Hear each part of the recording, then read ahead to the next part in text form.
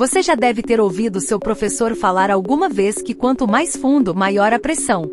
Mas por que isso acontece? Ou melhor, você sabe o que é pressão ou como ela ocorre no nosso planeta? Qual o limite que mergulhadores e submarinos suportam para descer nas profundezas do oceano? Por que exploramos e conhecemos tão pouco sobre as camadas mais profundas da nossa crosta terrestre? Assista este vídeo e prepare-se para desvendar os mistérios da pressão em um incrível mergulho no desconhecido. Vamos explorar juntos o que é, como e por que ela ocorre com mais intensidade em certos locais. Não perca essa aventura científica que vai te deixar sem ar. Antes de começarmos, precisamos entender um pouco sobre como a gravidade ocorre no universo.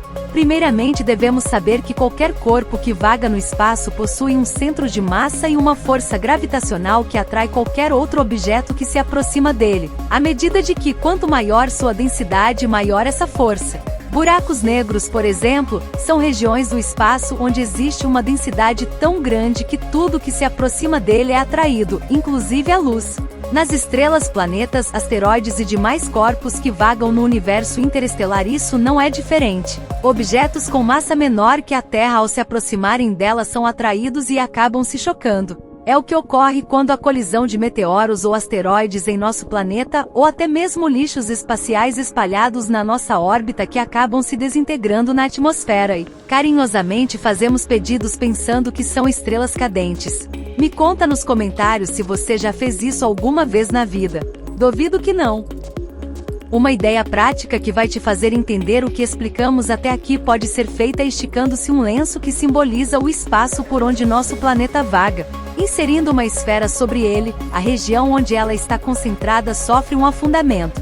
Se você coloca outro objeto com uma densidade menor próximo ao local, perceberá que o mesmo será atraído até que haja colisão. No nosso universo ocorre da mesma forma. O Sol, a estrela a qual orbitamos sua volta, é o corpo com maior densidade do nosso sistema, e somos sugados para dentro dele. Mas o que impede que nós caiamos lá? A resposta é simples: há uma energia que empurra nosso planeta o fazendo orbitar em torno do Sol. Lembra do exemplo do lenço com a esfera? Coloca agora uma de maior densidade no seu centro que simboliza nossa estrela, agora com uma menor que representa nosso planeta. Aplica uma força de modo que fique girando em torno da primeira, verá que enquanto a energia, a esfera menor mantém-se orbitando a maior, até que essa se acabe e haja a colisão no centro de massa da de maior densidade. Então você deve estar se perguntando, se pararmos a órbita da Terra em volta do Sol, ela cairá dentro dele? A resposta é sim. Então você pode perguntar, por que não ocorre com a Terra o mesmo que ocorreu com a esfera?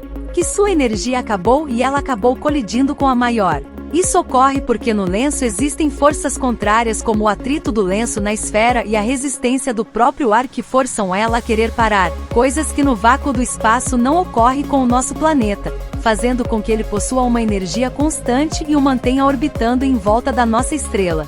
Mas se por um acaso essa energia é aumentada, nosso planeta pode sair da sua órbita e sair vagando perdidamente pelo espaço, ou se esta for diminuída, certamente cairemos no Sol.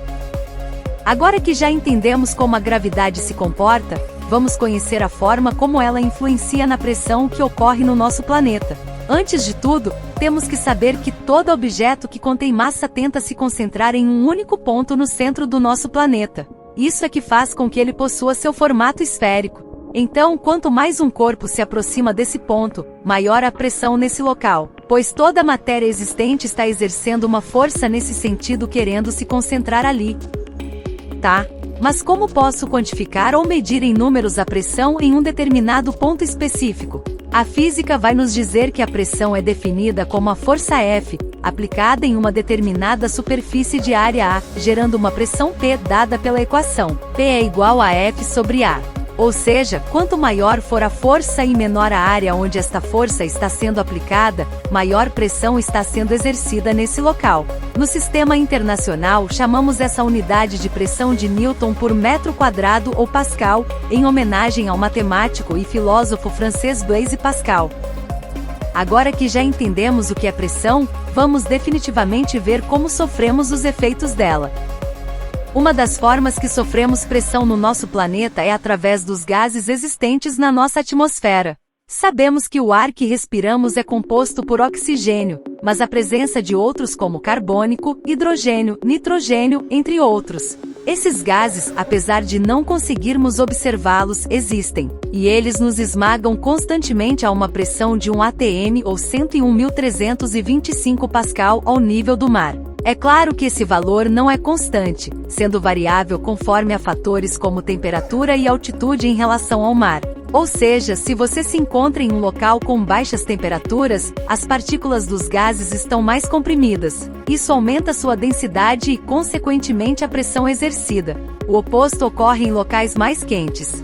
Se você estiver em um local bem acima do nível do mar, como o Monte Everest, a quantidade de gases que estão acima da sua cabeça lhe esmagando é bem menor do que quem está em um vale bem abaixo do nível do mar. Uma prova da pressão atmosférica ocorre quando você preenche um recipiente como uma garrafa PET com algum líquido como água, por exemplo, e a veda completamente, não permitindo que seu conteúdo esteja em contato com a pressão atmosférica.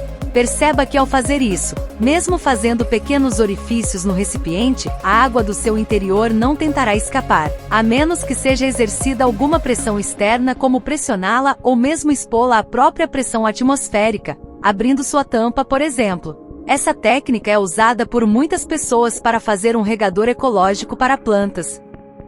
Acabamos de falar sobre a pressão atmosférica que é exercida através de fluidos, mas você sabe o que é um fluido? Imagine que você está segurando um copo com água. O que você percebe?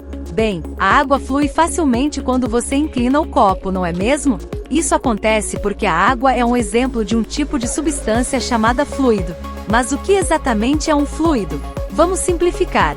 Um fluido é uma substância que pode se mover e se moldar facilmente, adaptando-se ao espaço em que está. Além da água, outros exemplos de fluidos são o ar que respiramos e até mesmo o óleo de cozinha que usamos para cozinhar. Existem dois tipos principais de fluidos, os líquidos e os gases. Os líquidos têm uma coesão maior, o que significa que suas moléculas estão mais próximas umas das outras. Já os gases possuem moléculas mais afastadas, o que lhes confere maior capacidade de compressão e expansão. Agora, para entendermos como saber quanto de pressão um determinado fluido como a água do oceano, ou o oxigênio presente na nossa atmosfera exerce nos nossos corpos, precisamos conhecer a equação da pressão hidrostática. Ela é aplicada para saber quanto um fluido em estado de repouso exerce e possui duas variáveis. A primeira é o peso específico, onde cada substância possui seu próprio e é calculado de acordo com sua densidade, ou seja, quanto daquele material se concentra em 1 metro cúbico. Imagine que você tem 2 cubos com dimensões de 1 metro de largura, altura e comprimento e que vai preenchê-los totalmente com água e outro com óleo de cozinha. Então você os coloca sobre uma balança e percebe que para o mesmo volume, essas substâncias possuem pesos diferentes, ou seja, suas densidades são diferentes, onde o óleo é menos denso que a água. Isso também explica por que essas duas substâncias não se misturam ao serem colocadas em um mesmo recipiente, ficando o óleo na parte superior justamente por possuir menor densidade que a água.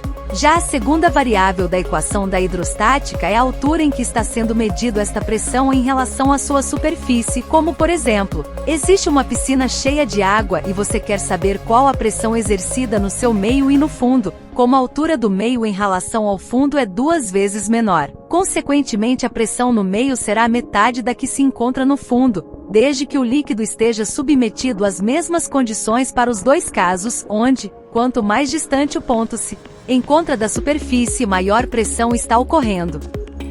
Este é o principal motivo que mergulhadores não podem ultrapassar em mais do que 40 metros de profundidade sem utilização de equipamentos especiais, pois as pressões nesses locais já são maiores do que a que o corpo humano pode tolerar sem que haja efeitos danosos à sua saúde, tendo em vista que possui uma lâmina de água de 40 metros esmagando seu corpo. Equipamentos que são mais apropriados para mergulhos mais profundos como submarinos e submersíveis devem ser projetados para que sua estrutura suporte essas pressões.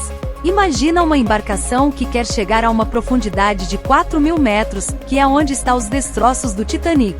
Sobre ela há uma lâmina de água de 4 km de altura esmagando, então sua estrutura deve ser feita por materiais capazes de resistir a essa pressão. A Fossa das Marianas, por exemplo, está a 11 quilômetros de profundidade, ou seja, se um submersível quiser chegar até lá, ele deverá ser, no mínimo, 3 vezes mais resistente do que um que pretende ir até os destroços do Titanic, até chegar a um ponto tão profundo que material nenhum no mundo já descoberto seja capaz de resistir, tornando impossível a chegada até o local. Esse é o principal motivo do homem conhecer tão pouco as profundezas dos nossos oceanos. Além da dificuldade imposta pela pressão, há também os perigos do próprio oceano, como rochas e criaturas que habitam lá, a falta de luz e as baixíssimas temperaturas, já que os raios solares só conseguem penetrar a poucos metros da superfície do oceano. A viagem também deve ser feita de forma lenta e gradual para que a diferença de pressão não seja causada de forma acelerada e não aumente os riscos de implosão da embarcação. Já que falamos em implosão, você sabe o que isso significa? E como ela ocorre?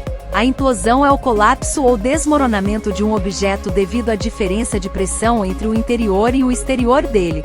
Num equipamento como um submersível, por exemplo, quando ele atinge uma certa profundidade do oceano, a sua pressão exterior é bem superior ao seu interior. Fisicamente, existe uma força de ação empurrando de fora para dentro e uma de reação que é a resistência do material o qual ele foi formulado, reagindo de dentro para fora, onde elas devem se igualar o tempo todo. Se a força ou pressão do seu interior superar a do seu exterior, então teríamos uma explosão. No caso contrário, existe uma implosão, onde a pressão externa supera a interna e comprime o submersível.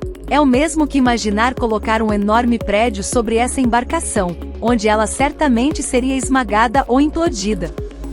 Já na parte sólida do nosso planeta, os efeitos da pressão são calculados de forma semelhante, conforme o sólido ou rocha que está exercendo a pressão, onde cada material tem seu peso específico e também a altura, onde, assim como nos fluidos, quanto mais profundo ou distante da superfície estiver, maior a pressão no local.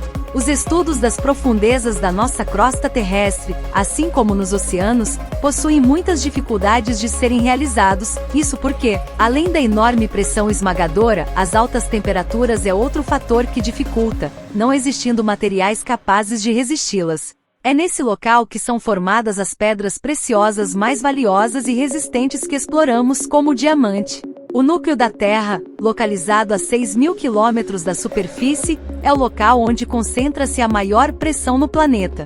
Esta é tão imensa ao ponto de fazer com que o seu material se comprima e seja sólido e muito denso, mesmo sua camada externa sendo composta de lava vulcânica líquida e temperaturas exorbitantes.